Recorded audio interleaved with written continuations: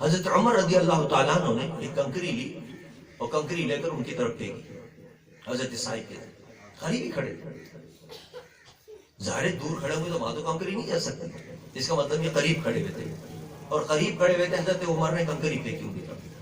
انہوں نے جو دیکھا کون یہ کنکری پھینک رہا ہے، تو حضرت عمر مسجد نبوی میں بیٹھے ہوئے تھے اور کنکری پھینک کر اپنے اشارہ کیے طرف۔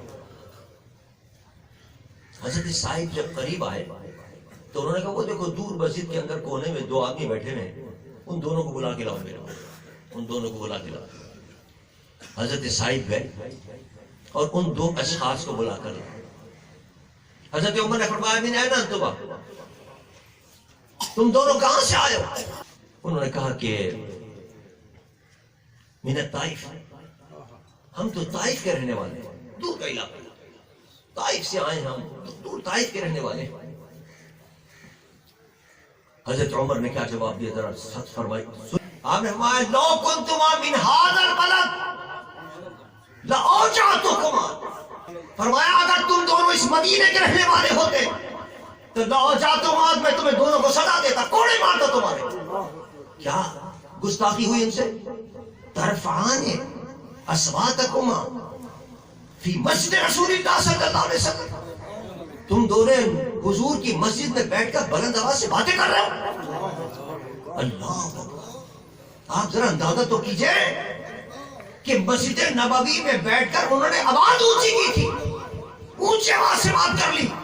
حضرت عمر رضی اللہ تعالیٰ عنہ کو یہ گوارا نہیں ہوا کہ یہ مسجد عام مسجد نہیں ہے، یہ مسجد منسوب ہے میرے مصطفیٰ کی طرف، اور جو چیز نبی کی طرف منسوب ہو جائے، نبی کا ادب تو بڑی بات ہے، جو نبی کی طرف منسوب ہو جائے اس کا ادب بھی کرنا مسلمان پر ہے۔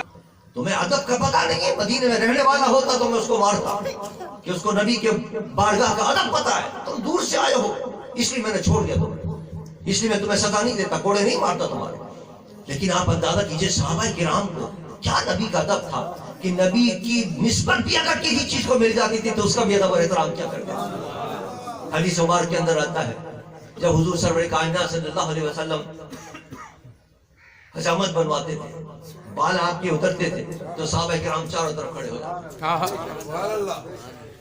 آپ کے بال مبارک زمین پہ نہیں گرنے دیتے تھے، سب بال اٹھا کر اپنے اپنے ساتھ لے جایا کرتے تھے تبرک کے طور پر۔ ادھر حضور وضو فرمایا کرتے تھے، حضور کے وضو کا پانی زمین پر نہیں گرنے دیتے تھے، سب اپنے ہاتھوں میں لے کر اپنے منہ پر، اپنے کپڑوں پر، اپنے بدن پر، اپنے سر پر ملیا کرتے تھے۔ اور حدیث میں آتا ہے جس کو پانی نہیں ملتا تھا وہ دوسرے صحابی کے ہاتھ سے اپنے ہاتھ گیلا کر کے اپنے منہ پہ ملیا کرتا تھا۔ یہ ادب مصطفیٰ کس نے سکھایا ان کو؟ یہ ادب قرآن نے سکھایا ان کو یہ ادب کہ نبی کریم صلی اللہ علیہ وسلم سے جو چیز نسبت رکھتے ان کا بھی ادب کرنا چاہیے، اس کا بھی احترام کرنا چاہیے۔ اب یہ محفل مبارک یہ حضور کی محفل ہے، حضور کے ذکر کی محفل ہے، ہم حضور کا ذکر کر رہے ہیں، حضور کی حدیث سنا رہے ہیں، اس کا بھی ادب یہ ہے کہ جب ذکر مصطفیٰ ہو تو انسان خاموشی سے آ کے بیٹھتا ہے۔ ادب کے خلاف ہے یہ کہ ہم اس وقت کوئی بات کر رہے ہیں یا مصافحہ کر رہے ہیں یا آئیں یا کسی سے گفتگو کر رہے ہیں، یہ ادب مصطفیٰ ہے، نبی کا ذکر ہو رہا ہے۔ اللہ اکبر۔ حضرت امام مالک رضی اللہ تعالیٰ عنہ جب حدیث پڑھایا کرتے تھے، حدیث میں آتا ہے کہ آپ حدیث پڑھا رہے تھے، آپ کے چہرہ متغیر پیلا پڑ گیا چہرہ، لیکن آپ ہلے نہیں۔ جب حدیث ختم کر لی، درد ختم کر لیا، پھر اندر گئے، اندر اٹھا کے جو کرتا اٹھایا اور کرتا اتار کے دیکھا تو 25 جگہ پر بچھو نے ڈنک مارے تھے۔ آپ اندازہ کریں ایک ڈنک بچھو مارے تو انسان اچھل جاتا ہے، یہاں 25 ڈنک مار رہا ہے۔ حضرت امام مالک ہل نہیں رہے، کیوں؟ اس لیے کہ میرے مصطفیٰ کی حدیث پڑھا رہے، حضور کی حدیث چل رہی تھی۔ انہوں نے کہا اس میں حدیث میں تو ہلنا بھی نہیں ہے، یہ حدیث مصطفیٰ، یہ ادب مصطفیٰ ہے، یہ نبی کی بارگاہ کا ادب ہے، یہ سکھایا ہے قرآن نے کہ میرے محبوب کا ادب کرو۔ میرے محبوب کی جہاں حدیث پڑھی جا رہی ہو، جہاں حضور کا کلام سنایا جا رہا ہو، جہاں حضور کی شان بیان کر رہی ہو، وہاں بھی ادب سے بیٹھنا چاہیے۔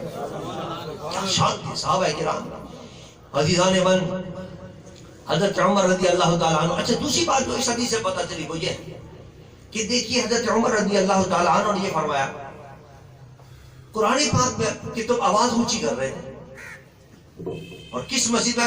عام مسجد میں نہیں، حضور کی مسجد میں۔ اور حضور کی مسجد وہ ہے کہ جہاں حضور خود آرام فرمائے، مسجد نبوی میں حضور کا روضہ انور ہے. اور قرآن پاک میں اللہ نے کیا فرمایا؟ یا ایھا الذین آمنوا لا ترفعوا اصواتکم فوق صوت النبی ولا تجهروا له بالقول كجهر بعضكم لبعض ان تحبط اعمالكم وانتم لا تشعرون.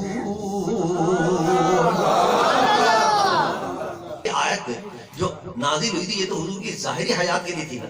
حضور جب گفتگو فرماتے تھے کہ اونچی آواز نہ کرو، اور یہاں وہ آدمی کب اونچی آواز کر رہا ہے؟ جب حضور روضہ شریف کے اندر ہے. حضور نے اس عالم سے پردہ فرما لیا.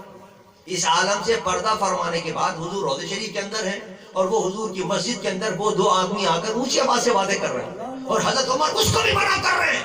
کیوں؟ حضرت عمر کا یقیناً پتہ چلا کہ حضور سرور دو جہاں صلی اللہ علیہ وسلم اس روضہ شریف میں جانے کے بعد بھی ہمیں سن بھی رہے ہیں اور ہمیں دیکھ بھی رہے ہیں. ہم جو عقیدے رکھتے ہیں، ہم جاتے ہیں حضور کی بارگاہ کے اندر اور یہ سوچ کے جاتے ہیں کہ جب حضور کی بارگاہ میں ایک حضور کو امت سلام پیش کرتا ہے تو حضور دیکھ بھی رہے ہوتے ہیں، سلام سن بھی رہے ہوتے ہیں، سلام کا جواب بھی دے رہے ہوتے ہیں، اور جو فریاد کرے حضور ہماری فریاد بھی پوری کر رہے ہوتے ہیں. یہ تو صحابہ سے سیکھا ہم نے عقیدہ. وہاں جاتے ہیں نماز اللہ بعض توہین کرتے ہیں حضور کی، یہاں کچھ نہیں رکھا، کہاں آئے تم، اور یہ کچھ نہیں دیکھتے نہیں سنتے نہیں. حضور کی بڑی شان اللہ نے عطا فرمائی، اور یہ صحابہ کا عقیدہ ہے. صحابہ حضور کے عالم سے پردہ فرمانے کے بعد بھی اس کو روک رہے آواز اونچی مت کرنا، اس لیے کہ حضور ظاہری حیات کے اندر جس طرح ان کی آواز سے اونچی آواز کرنا منع تھا، اس لیے اس عالم سے پردہ فرمانے کے بعد بھی وہی آداب بدل لانے ضروری ہے. یہ صحابہ کا عقیدہ ہے کہ وہ ادب کیا کرتے تھے حضور اکرم صلی اللہ علیہ وسلم، اور حضور کی نسبت رکھنے والی چیزوں کا بھی ادب کیا کرتے تھے. حضرت ابن عمر رضی اللہ تعالیٰ عنہ جب مسجد نبوی میں جاتے تھے، جو ممبر تھا جس پہ حضور تشریف فرما ہوتے تھے، اس کو ہاتھ لگا کر چوما کرتے تھے. ہاتھ ہم جا کر اگر کسی چیز کو چوم لے تو کہتے ہیں شرک ہو گیا. اس پہ ہاتھ میں لگا، اس پہ ہاتھ میں لگا. کہیں ہم حضرت اسود، کہیں غار ثور کے اندر جا رہے ہیں، کہیں غار ہیرا میں جا رہے ہیں، کہیں حضور کی جالیوں کو ہاتھ لگا کر چومنے کو جی چاہتا ہے کہ چومے. ارے یہ تو صحابہ کی سنت ہے، یہ تو صحابہ نے طریقہ بتایا، یہ تو قرآن نے طریقہ بتایا کہ جس چیز کو بھی نبی سے نسبت ہو جائے وہ بھی ادب کے لائق ہو جاتی ہے، اور یہ ایمان کی علامت ہے.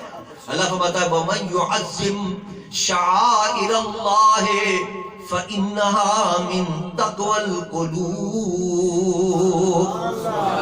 اللہ فرماتا ہے یہ میری نشانیاں ہیں، یہ جو میرے محبوب سے نسبت رکھنے والی چیزیں یہ میری نشانیاں ہیں، اور ان کا ادب وہی کرے گا جس کے دل کے اندر تقویٰ ہو.